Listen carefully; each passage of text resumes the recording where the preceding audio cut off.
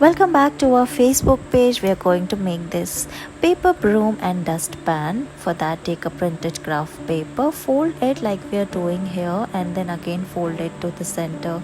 Now open it. We are making the pan like this. After that, we are going to make a stick and paste it. After that, we are going to make the broom by folding the paper like this. Cut it from the up, paste the sticks, and look, it is ready. Look at these mini trolley bags. Let's make them using craft paper. For that, take a printed craft paper, fold it, flip it, and again fold it from corners and make two such shapes. After that, we are going to fold it again like this. Press it and make a shape like this, and repeat the same process from the other piece as well, like we are doing here. And look, it is ready. After that, we are going to join both the shapes together like this and make the bag.